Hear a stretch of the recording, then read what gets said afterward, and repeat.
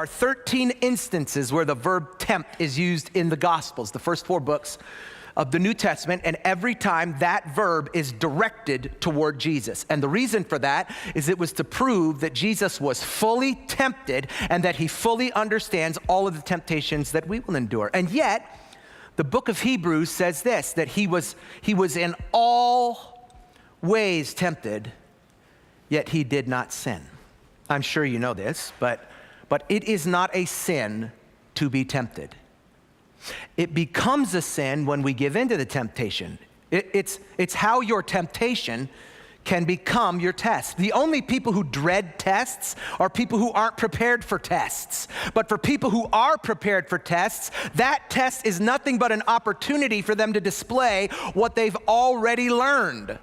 Like when it came to school, my older brother, he was a natural, AKA he was a nerd, all right? My older brother, now he's a great baseball player and all of that stuff, but like when it came to school, he was like super nerd. You know, like when Clark Kent takes his glasses off and becomes Superman, my brother puts his glasses on and becomes Nerd Man. He's just like, he's something about him, it would just, school, he just always got it. He never, listen to these words, he never got less than an A, ever. He had a 4.0 all the way through school. He went through and became a doctor, so that's a lot of A's. That's a lot of school. That's a lot of unnecessary reading. I'll tell you that right now.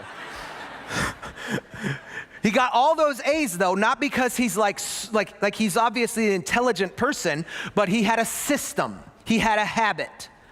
Every day when my brother got home from school, he would go into his room, he'd close the door, and he would review whatever it was he learned that day so that it would go from information to knowledge, so that when the test came, my brother barely even needed to study because he'd been preparing for that test every day since the information had been introduced. Do you dread the test or are you prepared for the test? Have you spent your time taking this information and making it knowledge, putting it inside of you so that it becomes a part of who you are, so that you can speak it out? You know, whatever it is that's deep inside your heart is the thing that'll come out when you're in the time of trouble, when you're in the time of testing. Whatever it is you've digested, whatever it is you've ingested is the thing that's gonna come out during times of difficulty. And so today there's so many people who they're not prepared for the test, they're not prepared for the temptation. And so today I want to give you 3 steps to preparing for temptation, or you can call it 3 ways to prepare for the test.